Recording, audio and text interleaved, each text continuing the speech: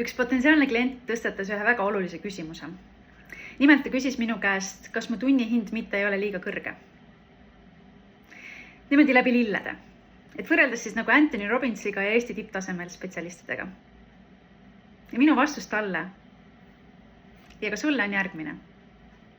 Ma ei müü teenust ega toodet.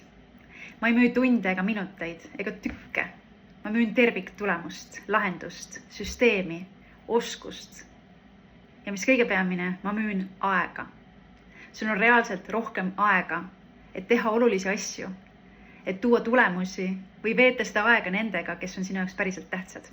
Sa ei pea stressama päevi ja nädalaid ja kuid enne oma esinemist. Sa ei pea veetma päevi seda esinemist ette valmistades. Ja mis kõige tähtsam, sa püsid ajas ja saad juurde rohkem aega. Kui palju sinu aeg maksab?